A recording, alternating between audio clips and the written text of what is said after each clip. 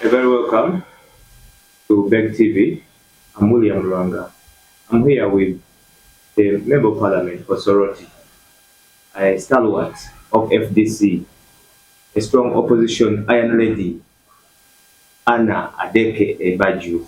She's here to talk to us about her concerns uh, on the IGG's appearance before the Committee on Legal and Parliamentary Affairs. Honorable Ebaju, please talk to the public. And you are lost. What's new? I'm definitely not lost. We've all come from a campaign season which had us buried deep in our constituencies, but now with the mandate of the people, we're here to legislate.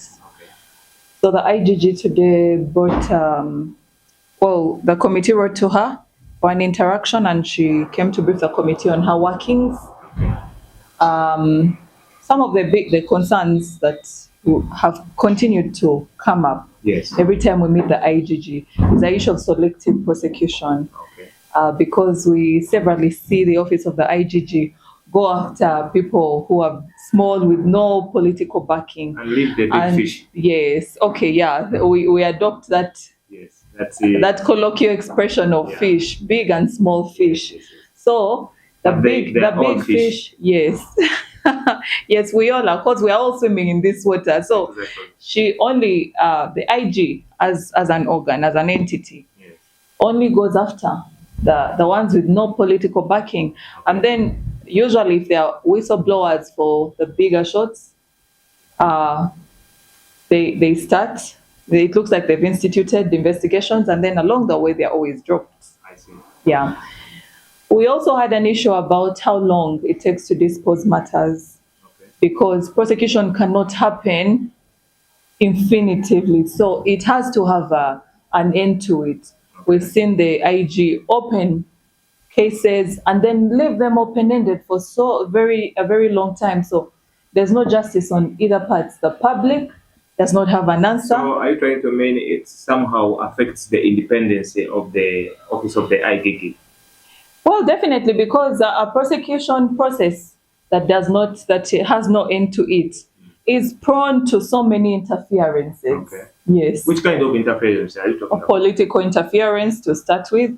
I think that is the biggest struggle that they have. It's always political, and then can take the form of security interference. It can take the form of, compromising financially people in charge, and even sometimes just a clear directive: drop this, don't go after this person. So that The really IGG came has up. also said that you members of parliament, when or politicians across the board, when she's trying to fight corruption, to crack down those errant public servants, you come out and defend them. Is it? What is your take on it? Yeah, we've seen it happen. We've seen it happen, especially with our kinsmen. Usually, if the IG goes after someone, their kinsmen come up and say, "Oh no, look at us, as we have to support our own." But I think that's about how we've stratified our society and how we've let it develop to this point. The tribalism, the nepotism, and the sectarianism that has characterized the distribution of resources and the management of public affairs of our country definitely has trickled down. That's the result of it. Yeah. According to the background of what we are saying or what we are talking about, the IGG has come out to say that she needs some money. She needs the members to support her budget in order to do investigation in all those cases you are accusing him that there is a rising case backlog. Are you planning? Will you be able to support the IGG? Well, the IGG the budget has significantly increased over the last 5 years that have been in the committee. It has significantly increased. She makes a good case for still a further increase of their budget allocations, but also Ugandans want value for money. Yes. It's important to have value for money. There are so many mushrooming anti-corruption units that are equally facilitated by the public purse, and we see a clash. Sometimes it actually is a reflection of very little faith and trust in the IG, which is a constitutional creation. The rest are not constitutional creations. Okay. All these small entities, the anti-corruption units that are put together, and then even the individual, ministerial departments that have taken it upon themselves to fight corruption, all signal Okay. a weakness in the Okay. execution of the IG's mandate. I see. It also came to our We have weathered the hardest of the storms, being an opposition political party, existing in the times and under the workings of the NRM is not a simple thing for all opposition of political course NRM parties. can't level the playing field. So Even if it was yes, FDC. it is very unleveled, but it's too much below the belt Okay. to have all institutions and arms of all arms of government and all institutions and all organs and entities skewed towards supporting the political agenda of the NRM is not good for our long-term growth as a country. Yes, because that only means if the center disintegrates, all of them fall apart. It's been an But honor we've for to hear some from relatives. I visited Doctor with Honorable Semujo a couple of months ago.